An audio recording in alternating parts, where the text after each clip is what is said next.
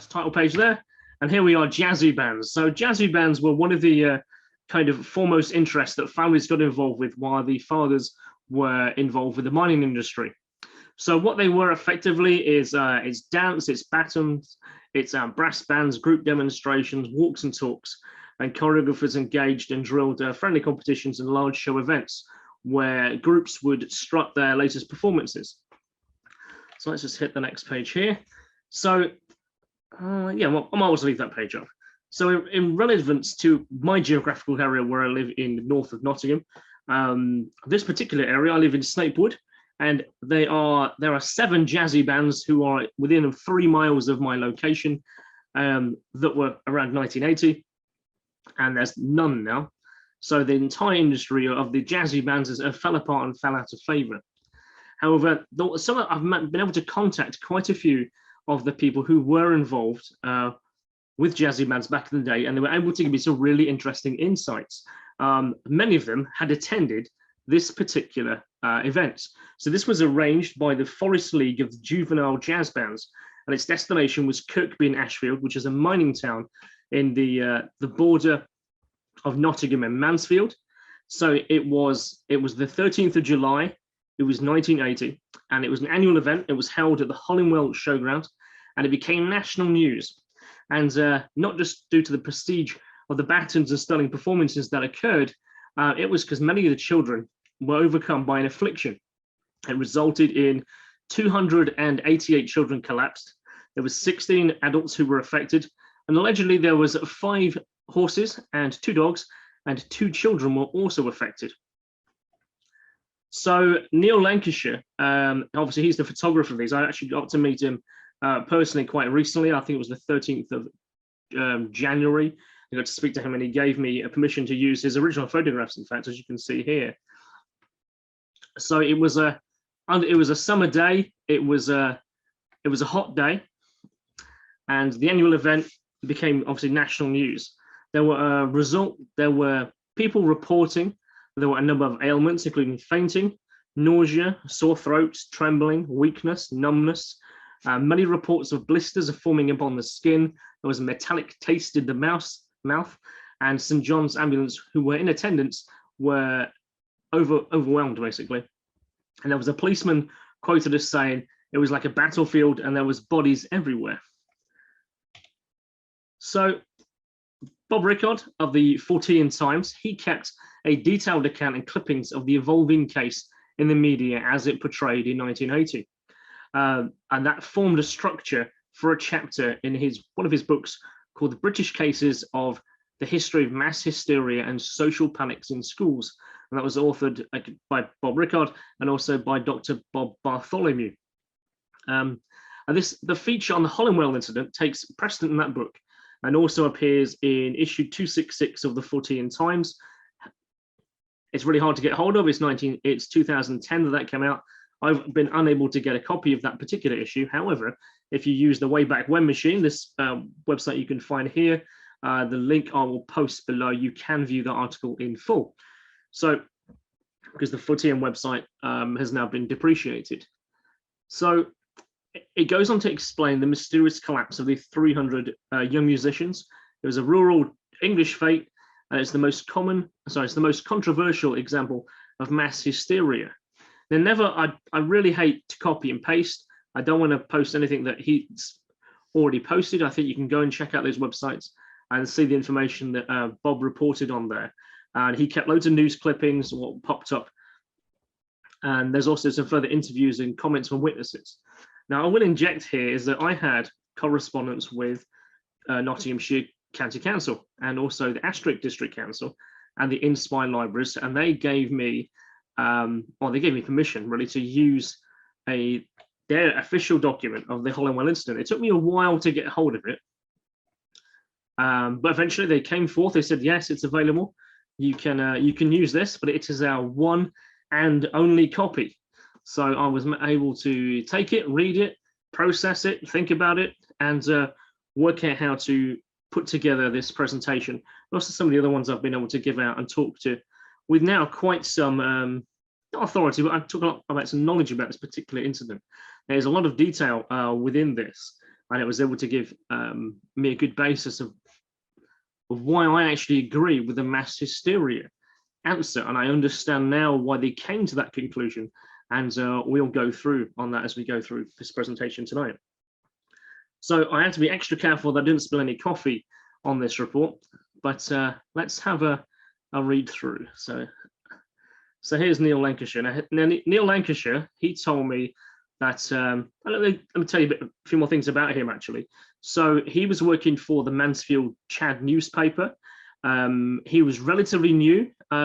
He's now 75. And basically, he told me that of all the photographs that he's ever took, the ones that have traveled the most are these particular ones.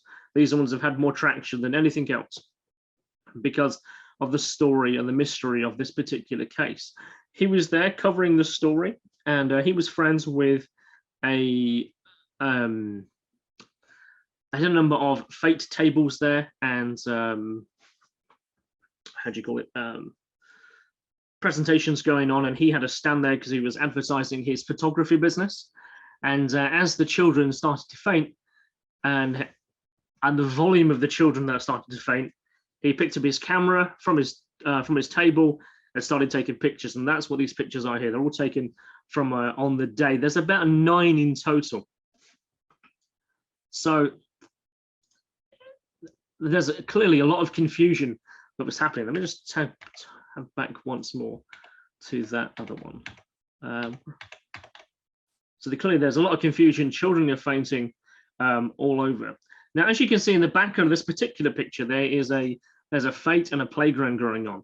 There's 2 events happening on the same field at the same time, and that is, for some people, a little confusing. It doesn't say that in any of the articles that I read. There is a gymkhana happening at the south of the field, and there's this particular festival going on here at the north end of the field, which is where there is some confusion. There are 2 separate events, same location, same day. So let's just go down some of the quotes that are said to have happened here. So Neil goes on to explain his timeline of events of location, and he was able to give me some interesting insight. So in my conversation with Neil, and this happened on the 10th of January, he said that he could see throughout most of the morning, children were already very uncomfortable. There was coaches that were arriving from across the country. They were as far, as he told me, away as Manchester and Coventry, and they were coming here because this, of course, is a festival for many different jazzy bands to come together. And he noted that there is only one water tap at this location. There's only one water hose. And he recalls that he saw many groups being drilled. He remembers the gymkhana at the other end of the field, and there's many other traders there, and he was part of that trader's particular area. He said at around 10:30 is when the children started to faint. There's a particular gentleman called Terry Bingham, who's possibly the most press-quoted individual. Now, he's been very vocal about the event and still continues to be vocal today. He was the secretary of the Zingaris band from Clay Cross, and the quote that he's attributed to saying is, "We were ready for the display when 1 or 2 children collapsed, then a few more, then more went, and then even more. We tried to call off the event, but others fell as they came out of the arena, and then the spectators started to drop." So as the quotes say on the screen here, some kids were catching their friends as they fell, and they were falling down themselves. No one could understand what was happening. We were on a field in full uniform for an inspection. I've never had to stand to attention for that long. And as we marched off, I tried to grab hold of my drum, but I just fell to the floor. My friends were collapsing around me. My legs and arms felt like they had no bones in them, and I had a bad headache. Terry Bingham is also quoted as saying, "It's like they fell like 9 pins. We didn't know what was happening." So that's when it gets a little more interesting, when the press gets hold of this story. So the following day, so there's another particular account here. Some kids were catching their friends as they fell, as I just said. So in the Sunday Times, on the 20th of January 1980, it says here that Petulia Merriman, she was 14 at the time. We were in full uniform for the inspection. I've never had to stand for those so long before. Tried to grab hold of my drum and fell to the floor. Her sister, Kelly, I went weak and I had pains in my stomach, and then I fainted. Everyone around me was falling down. Some were crying. My stomach was tight and it was aching. I felt better when I came around in hospital. Kerry's 7-year-old brother Stephen was also similarly affected, and Edith Holmes, secretary of the Cresswell Craiglanders, said that she had noticed that children had blobs on the back of their backs and on their legs when she loosened some of their uniforms. There was two other bands reported water-filled blisters that the locals called blebs on the children's skins, and two babies, one just a matter of a week's old, also was reported to have these blebs on them. Margaret Palethorpe, she was 37 years old. She was a mother of 5 children, 3 of whom were at the venue. She again says she felt numb in her knees and her legs. She felt pins and needles in her tongue and lips. I collapsed and lost use of one of my arms. And Linda Elliott, mother of Kerry and Stephen, described how she felt strange as she comforted her children on the way to hospital, where she then also too collapsed. My arms and legs felt like there were sponges. There was a cramp in my stomach, and that's all I can remember until I came round. Mrs. Edna Wells, from the chairman of one of the bands, the Ashfield Imperials, said she tried to keep the children talking, but as I was helping, I was taken ill too, and I also collapsed. And there's a few more examples here. Perhaps I should just roll that back to the quotes there. I'm still reading some quotes here. Neil confirms that there was an announcement not to drink any tap water and that it was poisoned. This may have been someone who was panicking, who was in charge of the PA there. There was a lead drummer, Susan Rook, who I spoke to myself. She was then at age 13. She described how her arms and legs felt like they had no bones in them and had a bad headache. There was dozens of ambulances that attended, and they took the children to 4 local hospitals. 255 children were examined, 9 were detained overnight. Children were collapsing all around. Some were bent over, some were vomiting. There was a woman carrying a child in her arms, as you saw earlier. Now, this is a time, 1980, there's no mobile phones and there's no phone box that is close. Now, I've been to this field a couple of times for 2 different reasons. One is that the Thunderbolt incident happened literally just across the road, as I've been writing on over the years. And this incident happened on the corner, or it's Diamond Avenue and whatever the road is that crosses it, the A6008. Dawn Coed is a lady I've come to know recently, and she described to me when she was 12 years old, she saw that everyone was passing out.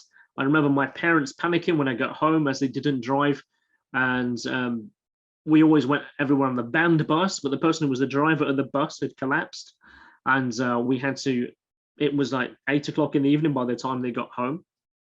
Lisa Richardson, me and my sister were in the Tartiers. I remember girls collapsing. I was very young. They were fainting. It scared me. Lisa remarked how she didn't return to doing any events after.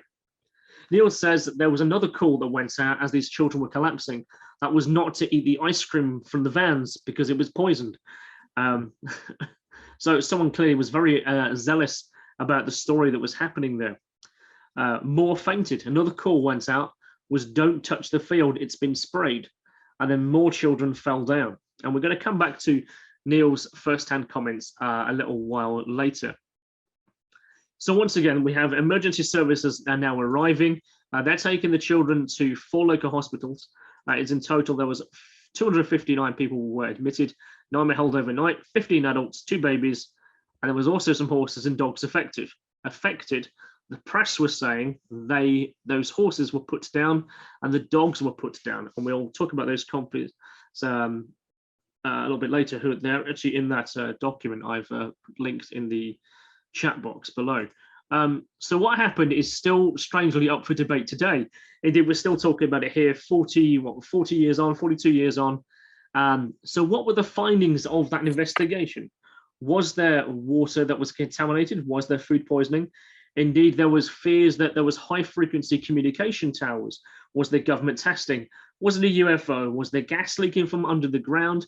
There was theories such as underground mines were happening. There was theories that there was gas leaks. There was even a story potentially that there was an underground mine nearby or where the government was storing toxic nuclear waste, and that was seeping it through the ground. Now, I can tell you for sure that, well, the government did a really good job with their investigation, and we'll go through that details in just a second. So let's have a look at what the press was saying. So on the following day, that's the 14th of July, 1980, I'm sorry I put it up earlier, but their headline shouted up, "Poison cloud chaos, 288 children." The Mirror, poison cloud riddle of 305 sick children. The Daily Star, panic KOs Gala kids.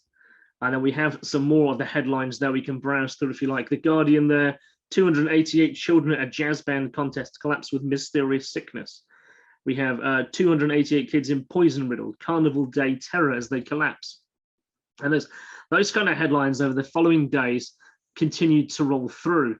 Now, the gentleman who commented prior, that's Terry Bingham, who I spoke about, he reported to the Western Mail, and he claimed that when he opened his medical release letter from the hospital, and it commented on his release that the reason why he was admitted to hospital was the inhalation of an organic poison. As this line of inquiry continued, this theory buckled as the farmer who owned the adjacent farmlands confirmed that the fields had not been sprayed in more than a decade. The surrounding locations of the Nottinghamshire Golf Club and the Forestry Commission confirmed that none had been in use in the form of pesticides at all. So they were looking for another source. Was it a plastics factory? Here in Bulwell, there was a plastics factory that caught fire on the Saturday. Could that indeed have sent over a number of particles, but perhaps had gone over the field and then caused the children to have that kind of mystery sickness and illness? And then the frenzy continued. There was speculation, there was pressurization. You can only imagine the parents of these people, they wanted an answer. And then there's another story that happens. There's a story of a cover-up. So the Daily Mirror ran with this headline on the 16th of July. There's a carnival cover-up fury. The Guardian followed that up also with the children's collapse cover-up claim. The Daily Star the same day, row over chaos carnival cover-up. So when I originally done my presentation about this particular topic, this is kind of as far as I got. So before I got that particular report and document, this is kind of where I got up to in my inquiries. I'd met Neil Lancashire, and then I'd also met a particular lady who might actually be listening tonight. She's certainly been listening to this back on a future podcast or the video, and she was directly affected by this. And she goes on to say how it also has affected her life since, and it may have been the cause of her asthma. So, while we're looking just now, let's just hit the next headline. If I can just bring up the article, the report here. So, yeah, on the Monday, the 14th of July, the details, names, addresses of all the patients recorded were released, and they are included in that particular document in terms of numbers. And it confirms that there were 255 patients that were recorded attending 4 hospitals. The hospitals had actually seen more than 400 people, but because of the pressure, not all that attended the hospitals were actually recorded. But blood and urine samples were taken of those 255 people. The Environmental Health Organization visited 224 of those homes. 193 of those children who were affected were banned children. 37 were male, 187 were female, and the majority of those females were aged 11 to 15. They're quoting from pages 6 and 7. It says here, again, this is the press related and how this report is reflecting that. Various people have maintained that policemen and firemen were admitted to hospital with these complaints. It is also said that horses and dogs were also affected and had to be put down. To clarify, one policeman did go to hospital, and her condition was in no way associated with the incident. The 2 babies were admitted were children who were premature and then were taken purely as precaution. And it goes on to deny the fact that any horses and dogs were affected. And in fact, there's a quote by Chief Inspector Ogden, who led the police inquiry, and he confirms that there were no horses and no dogs were affected, despite the fact that the press The Sunday Times on July the 20th, sorry, reported that 5 horses were affected and 2 dogs were affected. The police confirmed that that did not happen, and the gymkhana that happened at the opposite end of the field, no horses were affected. Let's actually, I made a whole slide about that and completely forgot to put it up. So yeah, the statement of C.I. Ogden, he said that the story of horses and dogs has not been proven fact. The gymkhana continued and completed all their events. No dogs were in any way affected. This is confirmed by the police authority. But I think that's a really interesting part, how when the media get hold of a story, they can make it sound more fantastical, more headline grabbing. So what were those potential causes then? If you were to go back and look at this report in your own time, you'll find there's a particular page, I believe it's page 9 onwards. It's the first report of what the experts decide to take a look at. They're trying to work out what it is that could potentially be the reason why these children have been affected.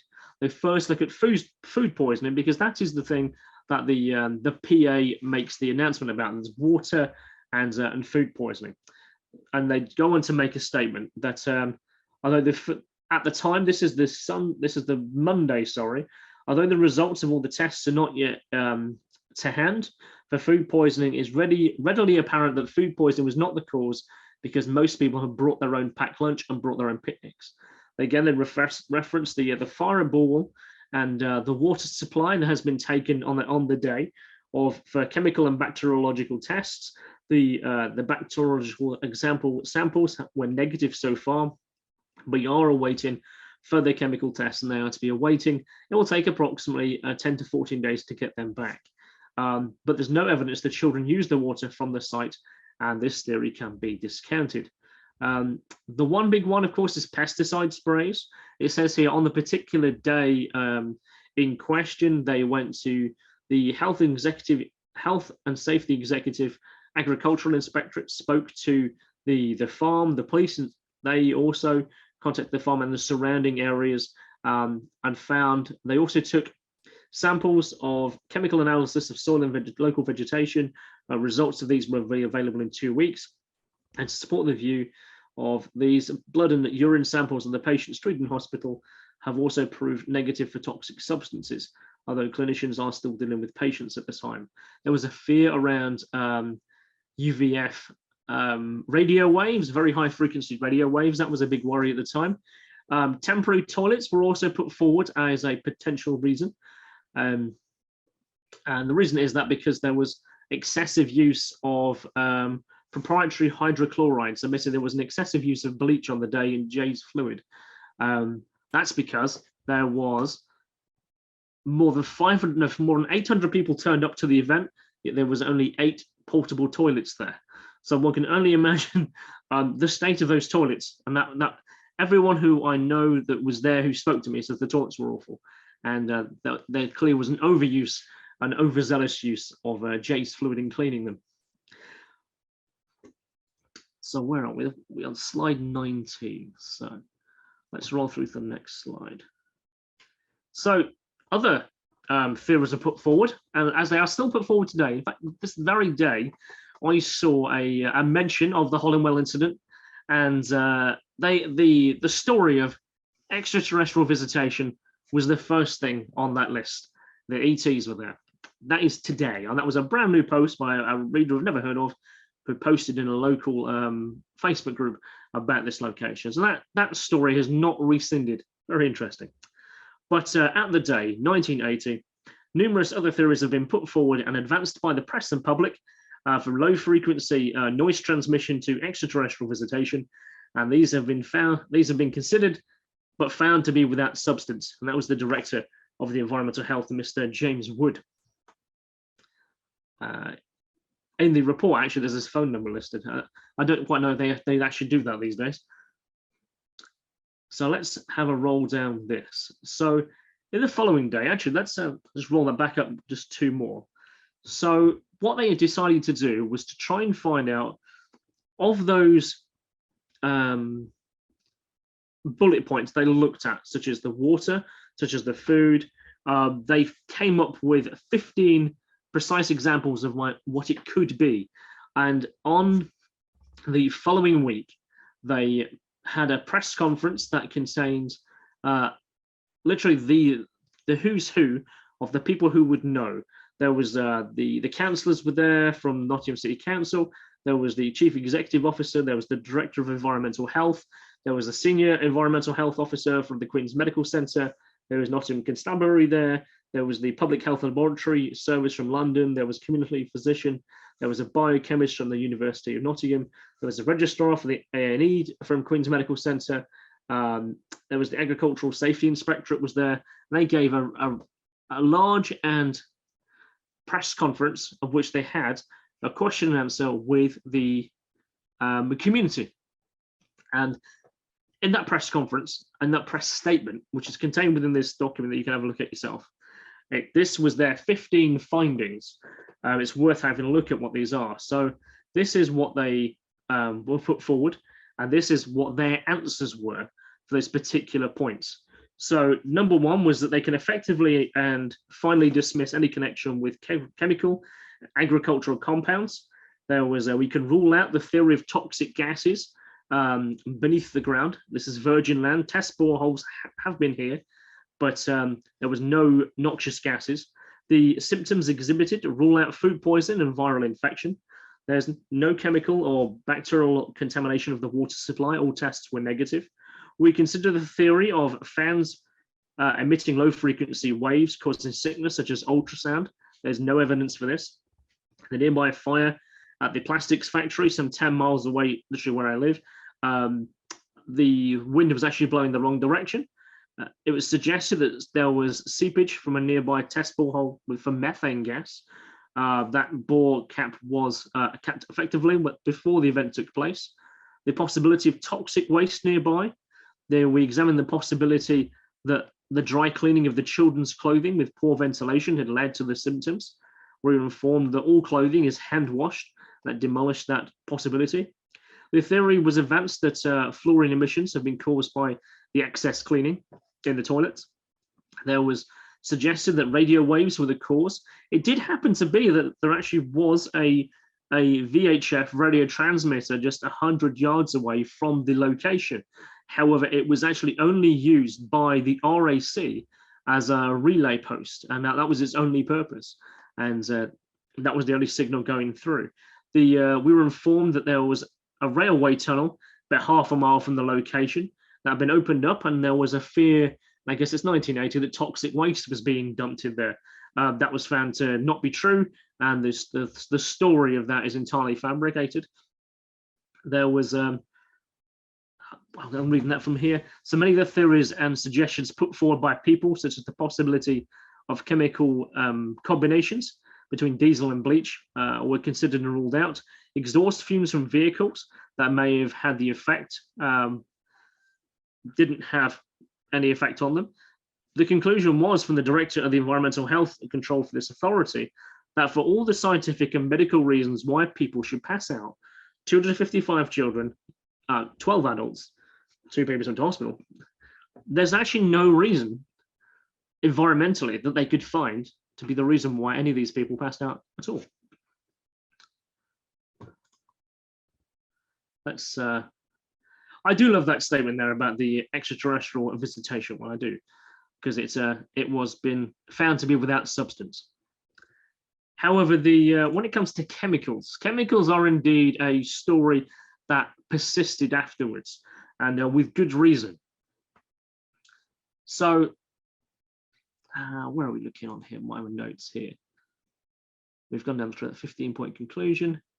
So, in Appendix 4 that's contained within that report, you will find there's a particular section by a gentleman called E. Hogden and Son, and they mentioned that 10 days after the event happened, and after the press conference ruled out the effect of any chemical effect, they admitted that chemicals were used on one of the fields nearby. And I guess I can't really show you a map of it, but the particular field nearby was treated with these chemicals. And these are on here as dicamba, MCPA, mercapop, and tridomorph. And but there is a sign-off as a kind of declaration that, okay, this came after the press conference. This is kind of an appendix, an additional document. It's going to be submitted to this official report in here, but we can see so far there's no further lines of inquiry. Everything's been fully considered, and there's no continuing environmental hazard present. And they are happy that this did not have any effect on the jazz band festival. So these people, we currently, at this time, there's no reason why these children should have had this effect happen to them. Now, this is where the mass hysteria theorem comes in. There was, in fact, a number of opinion pieces between two different newspapers, which I'll go into in just a second. And they were their psychology and their social science, I think his name was, I can't remember which newspaper it was now. They were reporting back to each other in their op-eds about mass hysteria, and that kind of played into a separate story. But in my conversation with Neil, he was very clear on what the matter was of why these children collapsed. And he was there. He took these photographs. These photographs exist today. You've seen many of them today. His firm belief is that they passed out due to exhaustion and dehydration and the mental toll that they were experienced. There was there's a dedicated page to this fact in the report as well. These people are there for long periods of time. The heat, the excitement, the type of clothing, the heavy, tight-fitting hats. It was described to me they were actually made of fur and had a foam inside. They had no air ventilation. And it must be remembered that these children collapsed not all at the same time. It was 5 or 6 children at a time over the course of 3 hours. Now, that was not said in the press. All the press said is that all these children collapsed at the same time, passed out. Some mysterious alien event happened here, and it's continued for 42 years. No, what happened is a number of children, a small number of children, groups at a time, 5 or 6 at a time, over the course of 3 hours collapsed. In all, the ambulances took 65 people to hospital directly, and all the rest of the children were taken to hospital by their family and parents in other cars. Most recovered quickly and were able to return home. It says, as you can see here, many of the children and onlookers complained of heat and long periods of standing to attention while being marked and tested by ex-army personnel. Now, the ex-army personnel, they weren't told of or were going to address them until the day that morning. Many of the children had been on the road since 4 o'clock. I was told by Neil, who had spoken to a coach that had come up from Coventry. They actually started at 4:30 in the morning, making their way up to Nottingham. They'd been on location from around 8:30, and here they are. They're doing drills for Army's personnel. You can imagine the kind of mental toll that is being experienced by these particular children. I've gone too far there. So where are we looking at here? So I went looking for not only his comments, but what other people were saying too in regards to mass hysteria. So parents and the public were obviously demanding answers.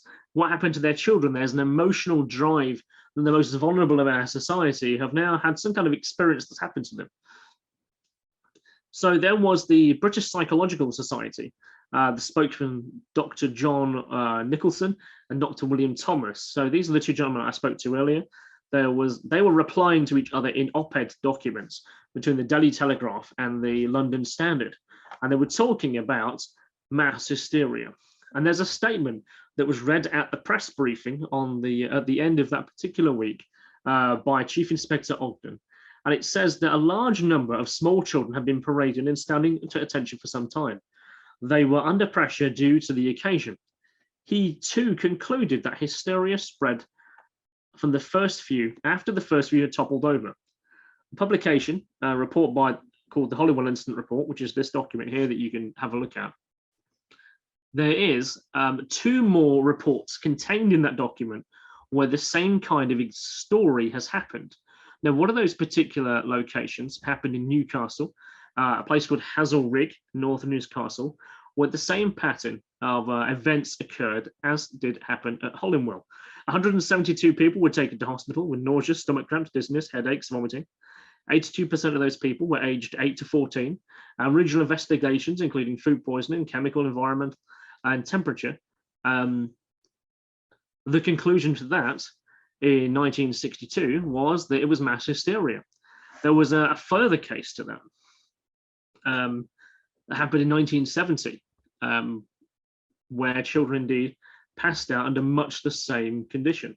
Let me just go to it and read a few highlights for you. Yeah, where are we? Let's look at this one. Such report. So I'm just looking at the document now. Yeah, there was a.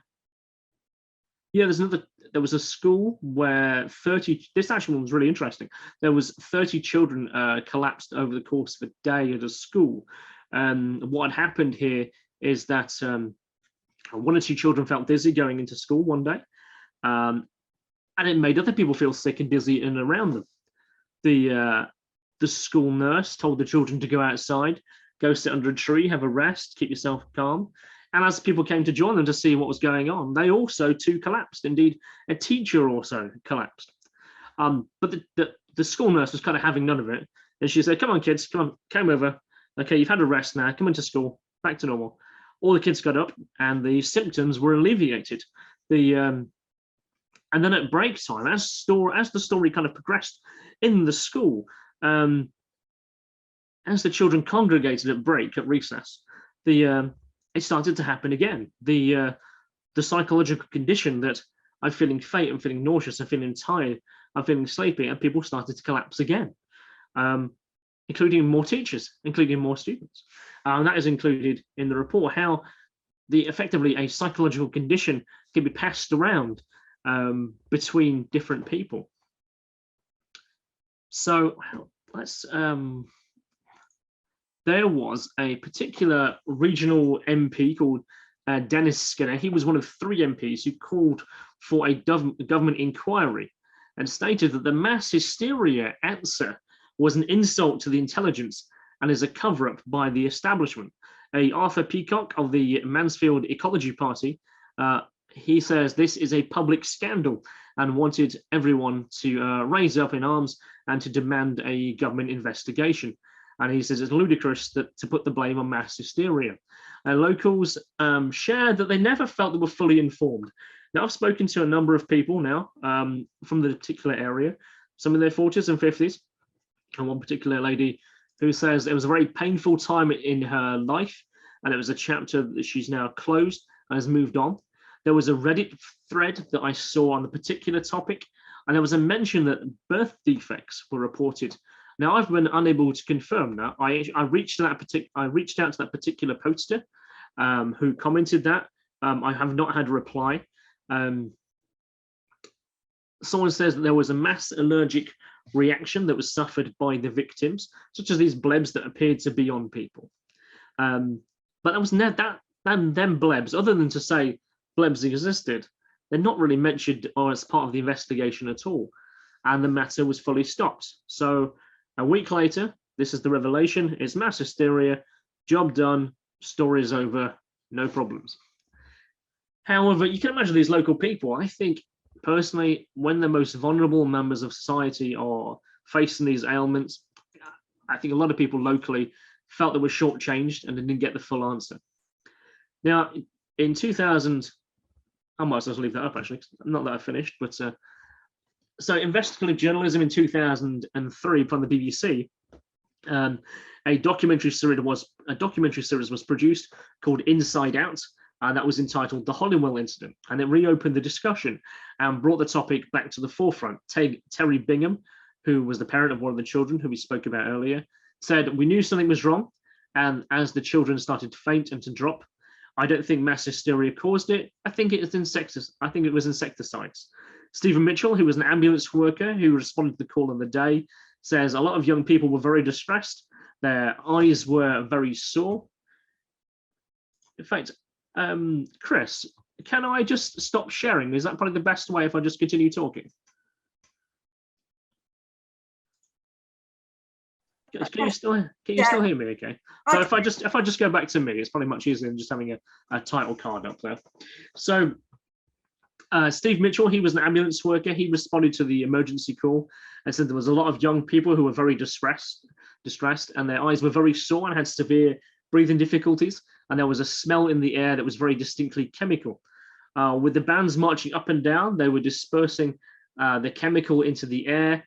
And his belief was as they were kicking something up that was on the grass.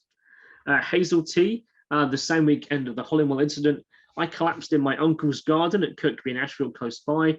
It was a street that was nearby to the street. I couldn't breathe and I had to get an emergency doctor out to me, and it left me since asthmatic. And for a few years afterwards, my breathing was really bad. Now, on the BBC website, there's an article that came out at the same time as the documentary, and it writes this. An investigation in 1980 revealed that a pesticide called calaxin, which contains tridomorph, was sprayed on fields in the area nearby in the week leading up to the event, but it was not considered harmful at the time. And that report that I'm holding here, although physically is on the PC now, doesn't say calaxin at all. It just states those 4 chemicals. But I think this is where the cover-up confusion comes from. Tridomorph was the focus of the Inside Out documentary. Tridomorph, which the government only banned in the year 2000, could be a potential reason. Tridomorph was discovered to be a harmful substance by the World Health Organization as being moderately hazardous. However, the investigations took place 20 years after the original event, and the results disagree with the official findings. The official inquiry did reveal the use of calaxin, a pesticide that does contain tridomorph, but it was not considered dangerous in 1980. It wasn't until 2000 when it was withdrawn from use. Now, Professor David Ray, he was a biochemical scientist at the University of Nottingham. He said that mass hysteria could have been triggered by tridomorph, as it gives eye and skin irritation. Tridomorph is applied to crops across the world. There's very little data on usage, and production is in the public domain, as it is a private chemical, as a privately owned chemical. But in high doses, it has been seen to have carcinogenic effects. Now, from the BBC Inside Out article, the residue of the chemical could have been kicked up into the atmosphere by the marching children on this particular field, causing the noxious smell, which triggered the general panic. In fact, a member of the Bulwell Juvenile Jazz Band, which was taking part, she said there was a bleachy smell that seemed to permeate everywhere they went, and there was a kind of green mist that was dead low to the ground. Now, the program makers of that particular documentary, 2003, said that the pesticide had been sprayed on crops on a nearby field just days before the band's event, which is at odds with any of the official inquiries that were made. The BBC Inside Out website can be found on the Wayback Web Machine, and there's a number of particular user comments to that. Who'd have thought the BBC actually allowed user comments at that time? So one of the comments was from a person called Kerry Randall. I attended the Hollinwell Gala as a member of a band. If, as they say, it was mass hysteria, why did it affect babies as well as adults and children? Surely they could not have been susceptible the same way as babies. It'll be interesting to find out if anyone is suffering from any prolonged health conditions later in life. Now, of course, as we found out, the babies were only taken to hospital as a precautionary measure because they were premature, both of them. Now, regional author David Haslam, who's actually wrote a couple of paranormal books, oddly enough, one of which I own, I appeared on the TV program broadcast on the 22nd of September 2003, the Hollinwell incident, and it was featured in my book, Murders and Mysteries. What is significant about this case is the reliability of witnesses. Experts test for what they know. If the facts don't fit, they can be explained away, such as mass hysteria. So clearly, even people who were involved in the documentary have read the report, were still very critical of mass hysteria. For me, the long-term damage was my initial thought about my line of inquiry. How long, what was the health conditions that affected them afterwards? Was there other events that the children, being Jazzy Bands, also attended? Because this wasn't just a one-off event. There was various regional meetings going on. Indeed, it's the case. In Bob Rickard's book, where he was talking about mass hysteria at schools and locations, he went on to list more than 30 more events where people had Hollinwell-like symptoms at Jazzy Band get-togethers in the following weeks after the Hollinwell incident, where the same kind of thing continued to occur, where children were passing out and adults were passing out and collapsing. So it's a really interesting story. The Hazel T also went on to quote, "Personally, I believe that the cause of all these people to collapse was the SIDS banned pesticide, tridamorph, I think, and for the government to say this was mass hysteria is unacceptable. It will be interesting to find out if those also were diagnosed with asthma afterwards and struggled to breathe the way that I do." So the official inquiry result is mass hysteria, and that was the likely cause. The symptoms experienced by the children demonstrating the characteristics of an outbreak. Now, people present at the event are adamant that the symptoms are real and not the result of their imagination, and they've expressed frustration about never having received a satisfactory explanation. The council has no plans to revisit the case, and I spoke to the local MPs there. They have no opportunity or no choice to reopen it. They think it is done and dusted, and it is over, and there's no plans to reopen it as an inquiry. So this, my friends, was the Hollinwell incident. It would be great to know your thoughts and feelings on the case. And I've been Kristian Lander, and thank you very much for listening. Hope you guys can still hear me.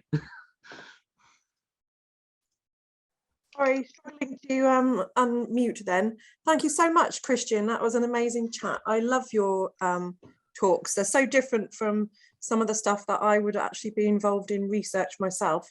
And it's quite mind-blowing